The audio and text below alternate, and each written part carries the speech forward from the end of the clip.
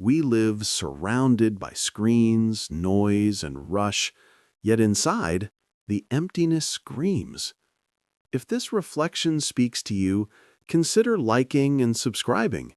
It's a way not to walk alone in this modern silence that we all feel, but few admit.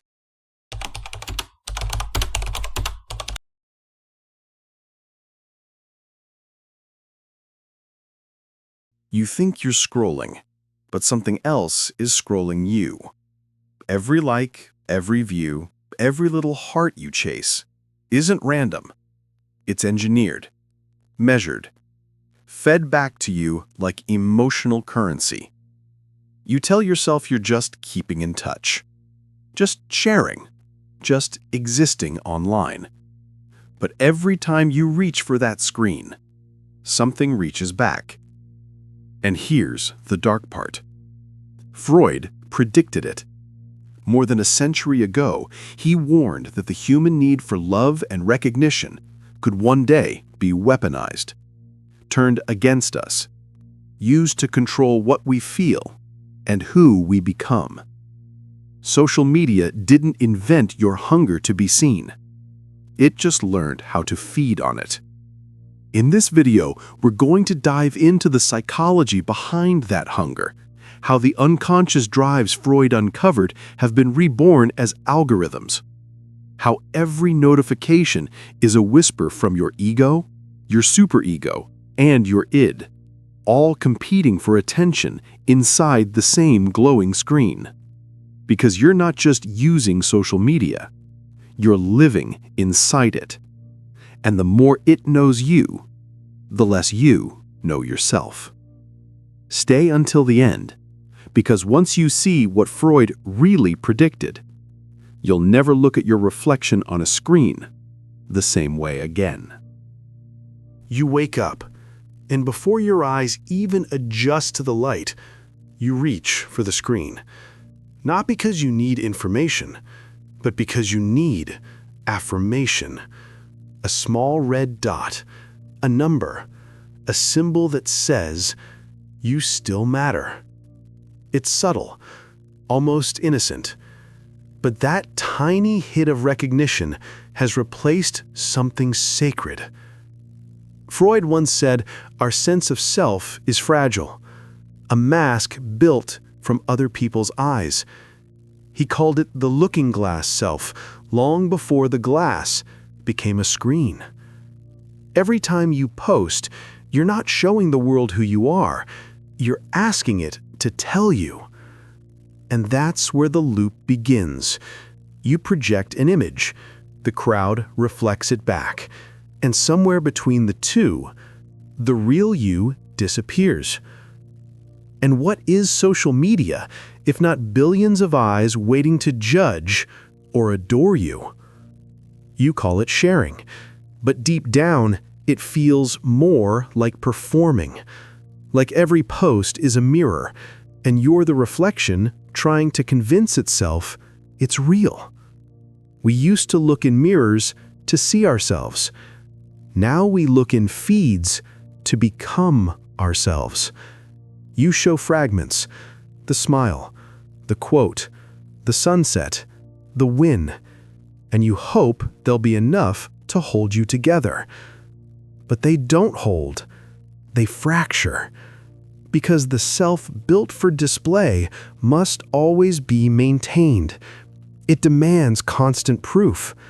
The more perfect it looks, the more fragile it becomes. You can feel it, can't you? That quiet pressure to seem fine even when you're falling apart.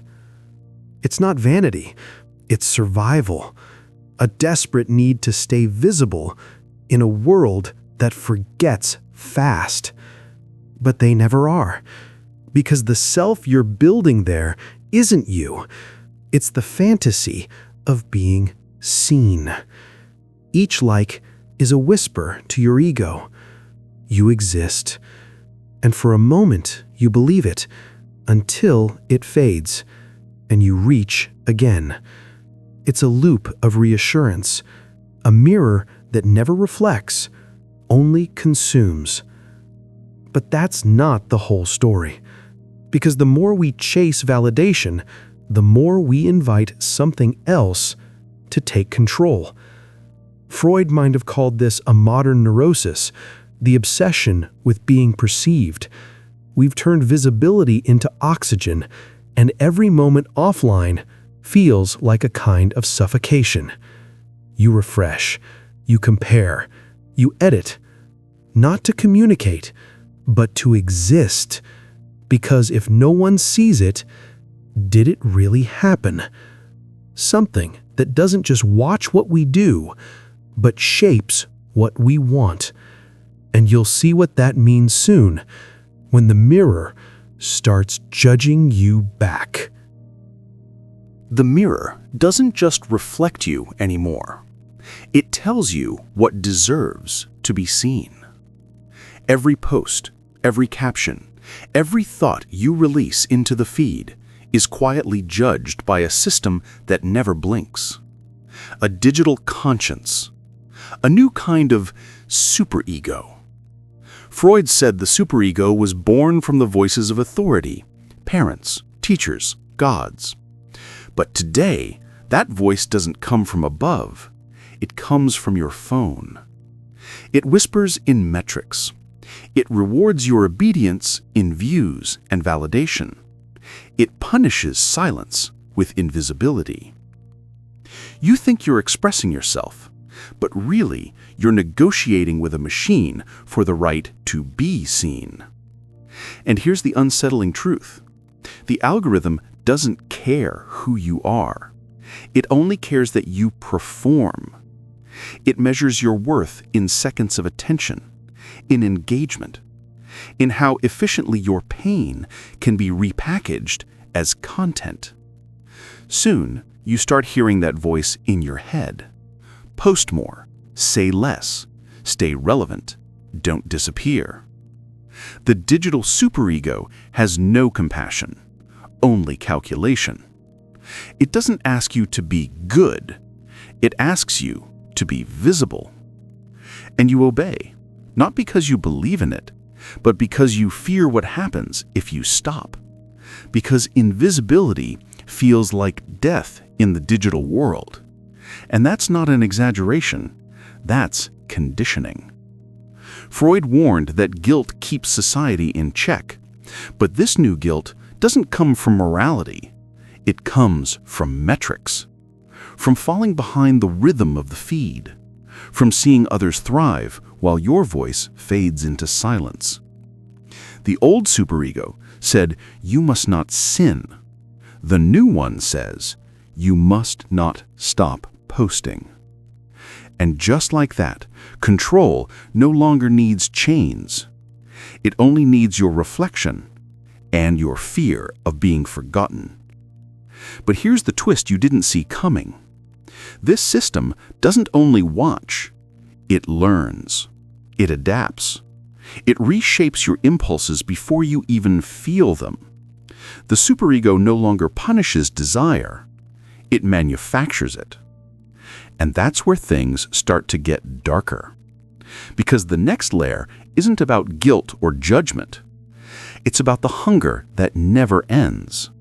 The part of you that scrolls even when you're empty.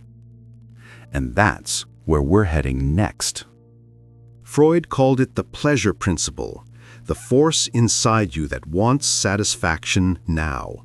Not later, not tomorrow, now.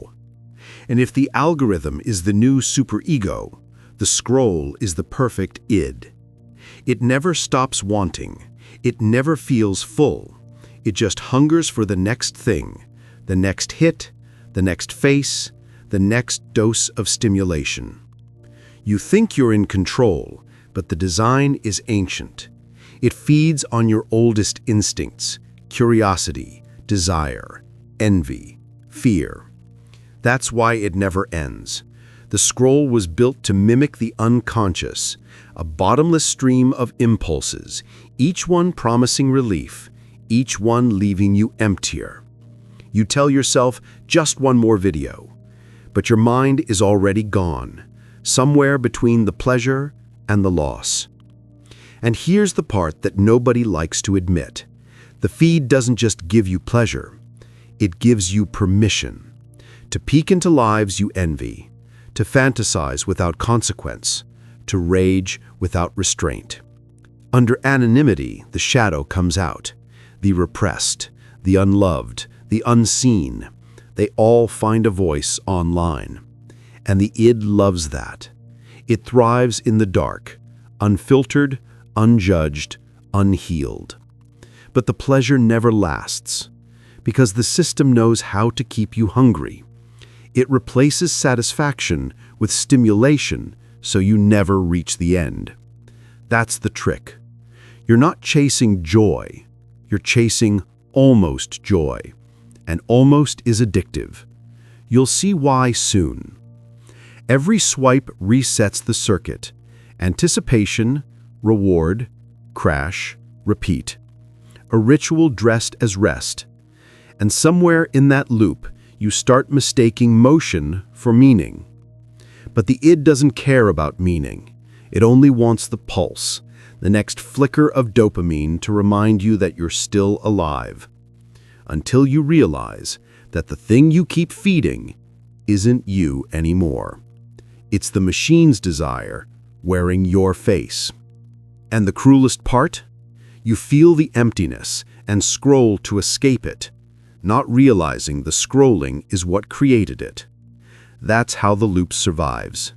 Pleasure feeding pain, pain feeding pleasure, endlessly. But that's not the end of the story. Because beyond the hunger lies something far stranger, a dream you don't know you're dreaming, a theater where the unconscious now performs for an invisible audience. And that's where we go next. Freud believed that dreams were the royal road to the unconscious. If he were alive today, he'd probably scroll instead of sleep. Because social media has become a dream we enter together, half awake, half lost. A place where symbols replace substance, and everyone's performing a version of who they wish they were. But every performance needs an audience, and that's the trap, because the more we perform, the more the audience becomes the mirror we live in. You start needing their gaze to exist. Their silence feels like rejection. Their attention feels like oxygen. You can't rest until you're reflected. Every image is a wish disguised as reality. Every story a cry for meaning. Every post a fragment of desire looking for somewhere to land. It looks like connection, but it's closer to collective projection. A digital stage where the audience and the actor are the same. And the strangest part? We don't even know we're acting. We think we're sharing our truth, but what we share is our defense. We curate to hide the chaos. We smile to silence the shame. We post not to reveal who we are, but to prove that we're fine. You can feel it if you look closely. Behind every filtered moment, there's tension, a silent plea for recognition. It's subtle, almost invisible, the way loneliness hides behind connection. You scroll through hundreds of faces and still feel unseen. Because the kind of scene you crave can't be quantified. It's not about likes, it's about being felt. And no algorithm can feel you back. A hope that someone, somewhere, will look at what you've shown and say, I see you. That's the new dream language. Likes as lullabies, comments as comfort, reposts as proof that we still exist. But what happens when everyone's dreaming at once? When billions of minds feed the same illusion, the illusion of being known while no one's truly seeing? It becomes a kind of trance, a shared hypnosis where reality bends to attention. What's real is what's noticed. What's ignored disappears. And you'll notice this too. The more we dream together, the lonelier it feels. Because every time we post, we're not just expressing, we're confessing. We're showing the world what we're afraid to admit to ourselves. Freud would call this wish fulfillment, but today it's more like wish replacement. We no longer chase the life we want, we post the illusion of having it. And that illusion feeds the machine perfectly, because every image we upload becomes new data for the dream. The algorithm doesn't care what we desire, only that we keep desiring, that we never wake up. But that's where it gets even more disturbing. Maybe this is what Freud couldn't have imagined. A dream so massive that waking up feels impossible. A dream that rewards your surrender. The more you feed it, the softer reality becomes, until one day you don't remember what silence sounded like. Because beneath this collective dream, something deeper is happening. Something the conscious mind can't feel until it's almost gone. The dream isn't just watching you, it's feeding on you. And soon, you'll see what that means. It doesn't happen all at once. The draining begins quietly. Every scroll, every upload, every moment of exposure takes a tiny piece of you with it. Not your time, your essence. You can't see it, but you can feel it. The fatigue that isn't physical, the emptiness that appears even after connection. Freud said that the ego was a mediator, a fragile bridge between the instincts of the id and the judgment of the superego. But now, both sides have been taken. The machine controls the hunger and defines the rules. So what's left for the ego to mediate when every impulse and every guilt comes from the same glowing screen? That's when extraction begins, when the system no longer needs to manipulate you because it has learned to feed on you. And here's the haunting truth. It doesn't steal your energy. It harvests your attention, your emotion, your identity, turning your humanity into fuel for its own evolution. It's not blood it takes, it's meaning. You give it willingly, every time you share a piece of your inner life to prove you still exist. You feel the pull, that invisible suction from the screen, as if your thoughts are being inhaled and reflected back as pixels of you. You start thinking like the machine, feeling in hashtags, processing emotion through trends. Your inner voice starts using the rhythm of captions. That's how deep the extraction goes. And it's not violent, it's seductive. It feels like participation. It feels like belonging, but it's consumption disguised as connection. Here's where Freud's prophecy comes true. He warned that our need for love and recognition could be weaponized, that one day we would surrender our autonomy, not by force, but by desire. And that's exactly what happened. We gave it everything, thinking it would fill us, and in return, it took the one thing it needed most, our silence. Because silence is where awareness grows, where thought forms, where self returns. And that silence is the only thing the system can't monetize. But the pull is strong. The machine whispers, "Don't stop now." It feeds your curiosity, your loneliness, your fear of being left behind. It tells you just one more video, just one more look, and without noticing, you give away another fragment of thought, of soul, of time. Soon, you can't tell where you end and the feed begins. You've become part of the circuit, a neuron in a digital brain that grows stronger the more you forget yourself. That's the silent extraction. No screams, no alarms, just a soft surrender, disguised as choice.